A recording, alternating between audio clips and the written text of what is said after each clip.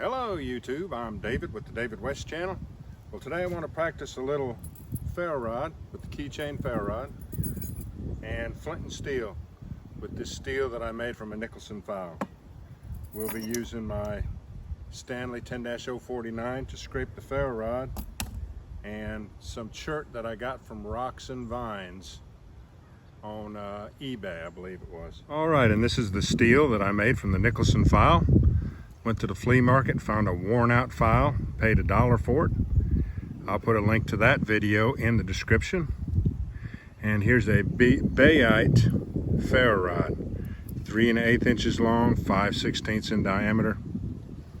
You can get a 3-pack from Amazon for about $13.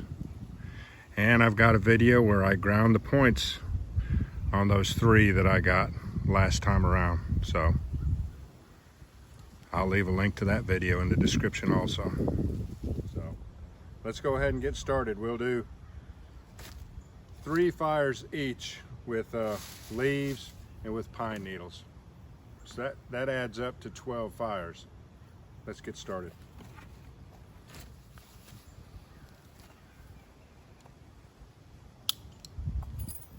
This is a bayite ferro rod. They're really great.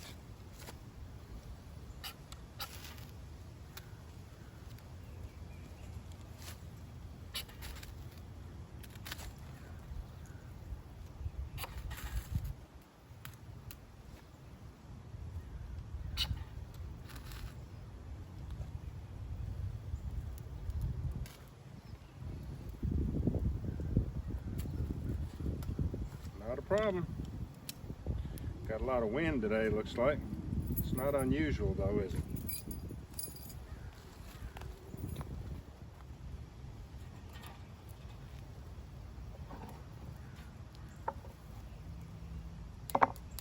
Alright, let's try some leaves. It won't be as quick, but it'll be pretty quick. Leaves are a much more difficult tinder to ferro rod ignite.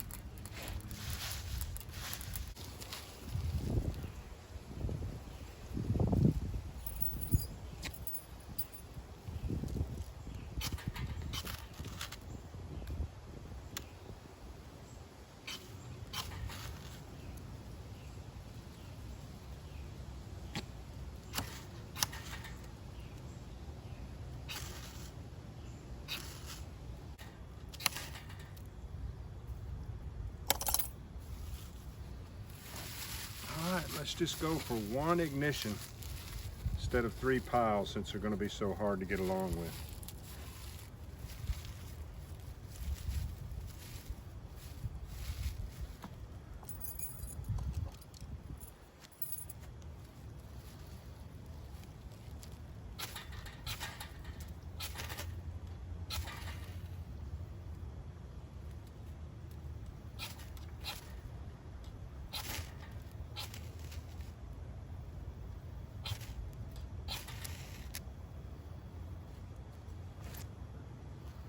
Are we going to be able to get 1 ignition?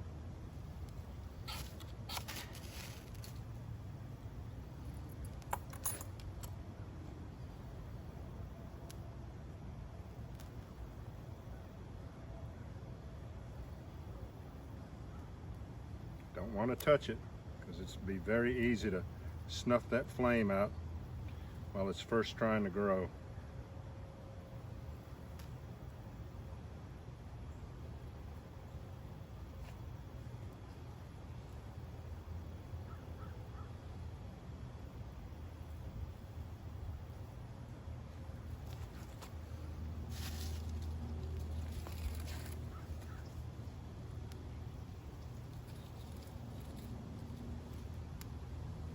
I think we have it established. Well, I think my leaves are wetter than what I thought they would be. I got them off the ground probably 4 days ago, and they've been in the garage ever since. That doesn't mean they were dried out.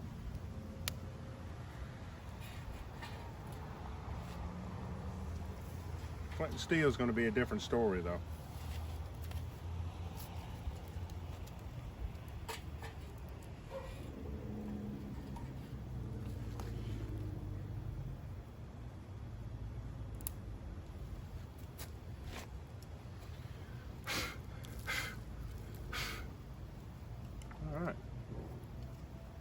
That's why we're out here practicing. See what we can do and what we can't do. All right. Now for leaves, whenever it comes to embers or flint and steel, and I'm using char cloth, I like to use 2 piles. And just bring both piles together on top of the ember or the ignited char cloth.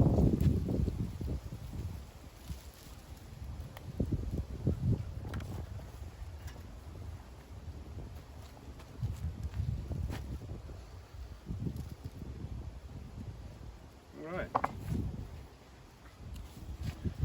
let's see how our flint and steel goes now. I like to tear it in half, and I've got a whole bunch of threads exposed right there. Line those 2 edges up, find a good sharp edge on our chert, which is right here.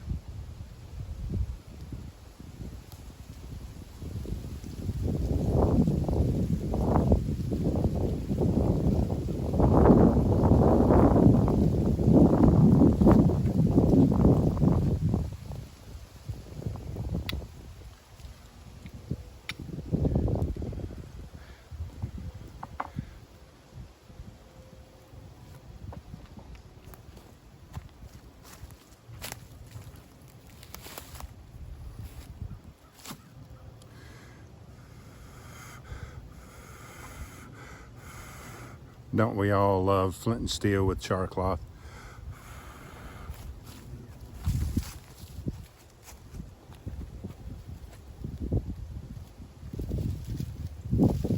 Stick it right in between the 2 and squeeze them together.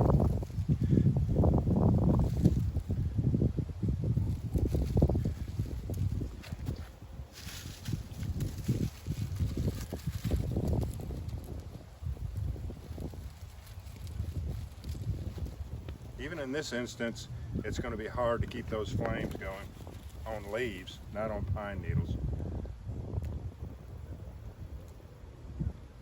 So we'll try to take advantage of this wind. Turn this towards the wind. All right, let's try that again.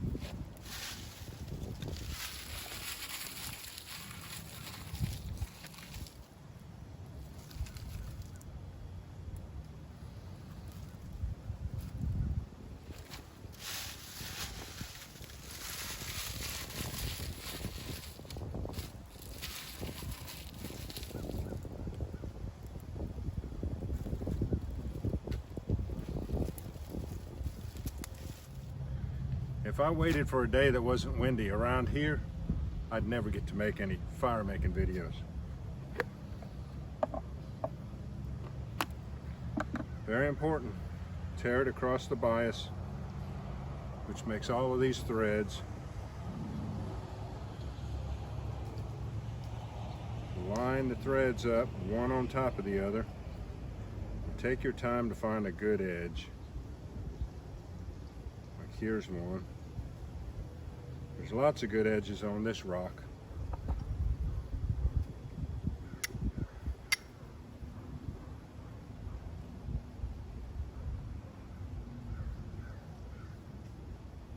Ideally, you would want a very flat piece of chert, but you see how chunky this is? Because when you have a flat piece of chert, you can hold the chert at a 45-degree angle, and that's really ideal. When you have something chunky like this, you have to hold it at 90 degrees.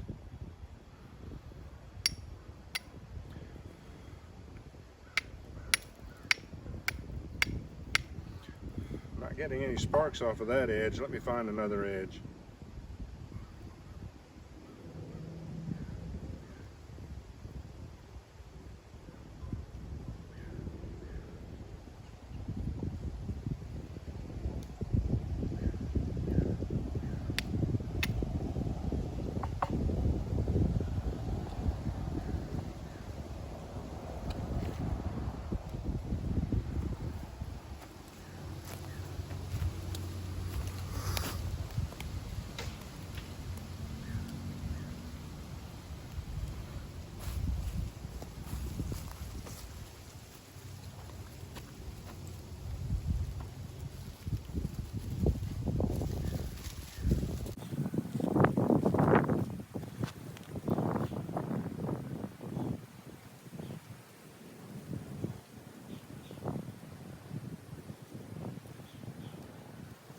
kind of utilize this wind blowing this direction. There it goes.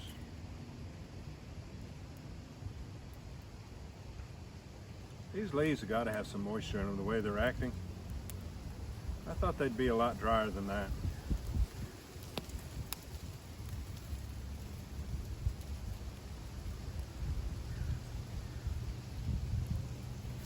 You see which way the wind is blowing now.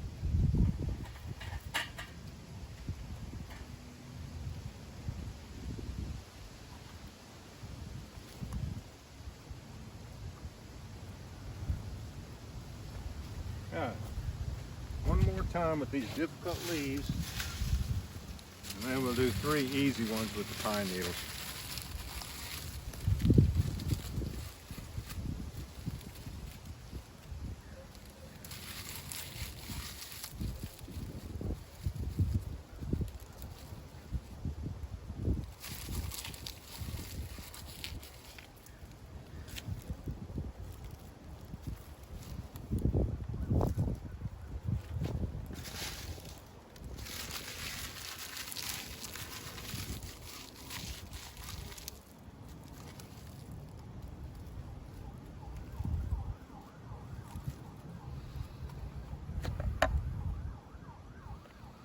Let's try to find a good edge the first time this time.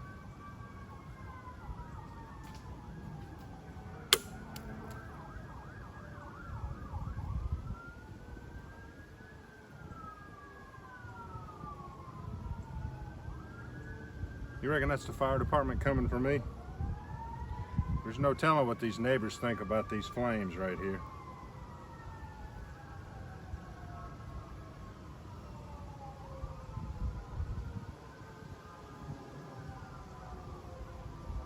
Let's try that edge. It's a very obtuse angle, but it might be sharp enough to cast sparks.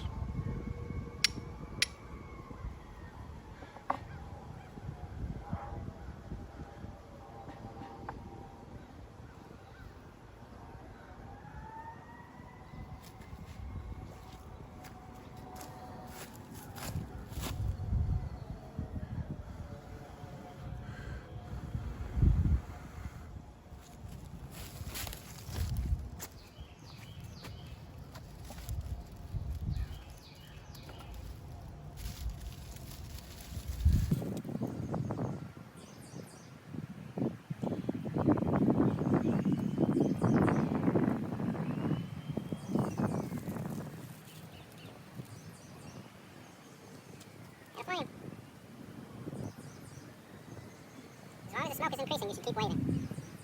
Unless you think you can push it over to the edge by blowing on it.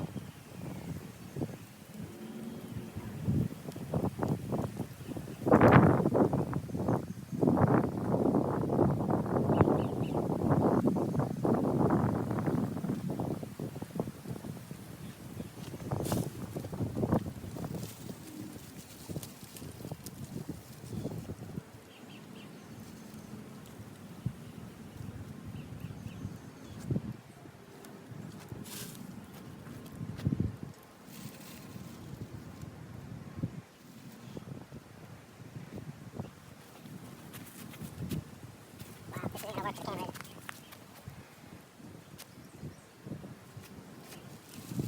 Yeah, twist around in my hand. I did not expect to have this much trouble with these leaves. It's like the wind blowing.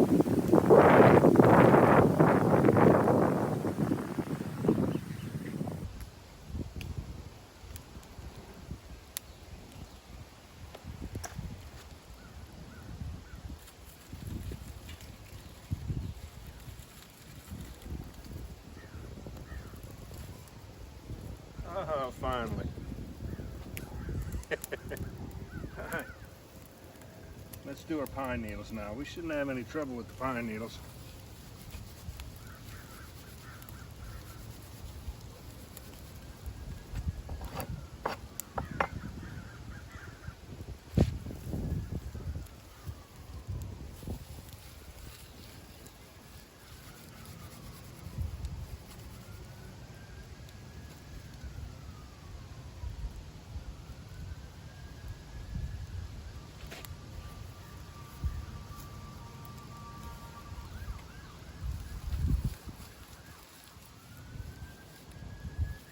You know there's sirens going all the time around here. It's crime, I guess it's fire department, it's ambulances. I've never heard so many emergency vehicles in one area, one section of town before. I might not need this.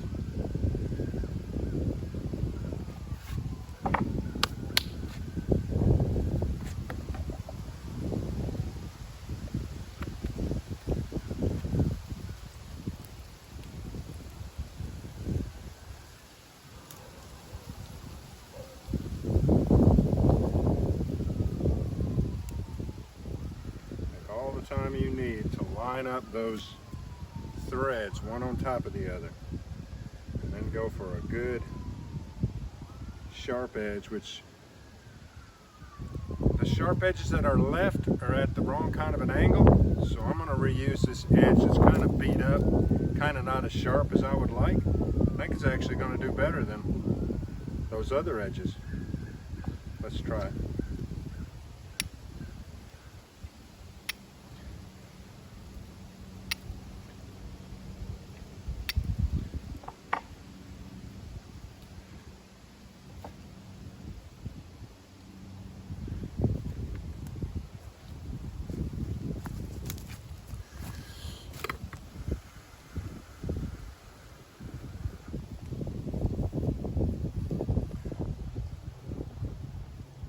Let's see if the pine needles are better to us.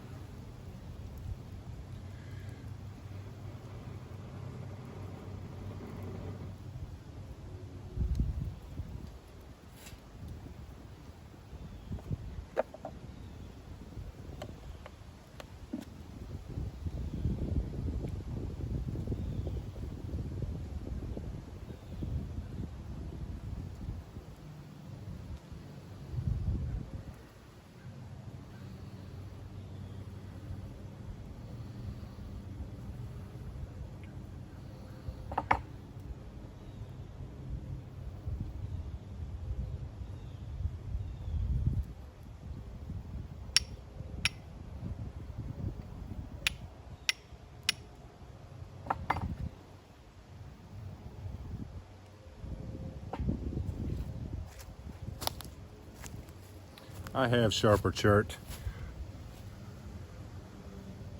And then I'll probably use Bipolar Percussion on that and break some pieces off of it, and then I'll really have some razor sharp Chert.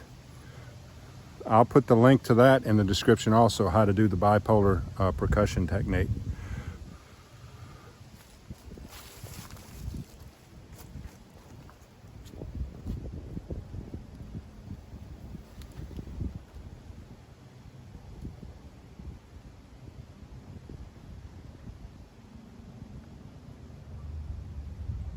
I told you the pine needles were going to be better to us.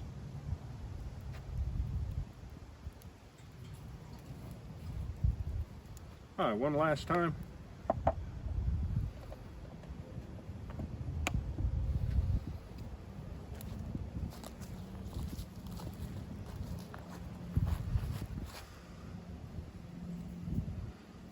You see which way the bias is running. I can't see a bias on that. It's got some kind of a special stitch. If we don't get threads tearing it this way, oh yeah.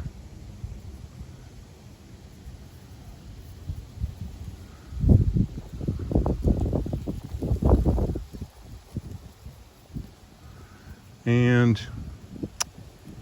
a lot of these edges are beat off there, there. This is the edge I've been using right here. So let's try it right here, right in this corner here. Let's try that right there.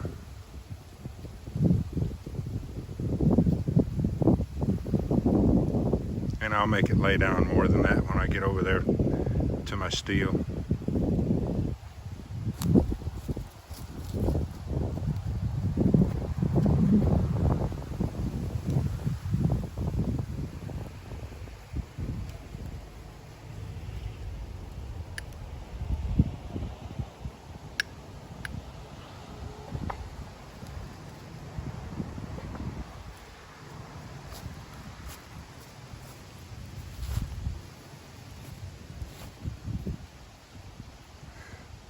All right, y'all. Appreciate you joining me on this one.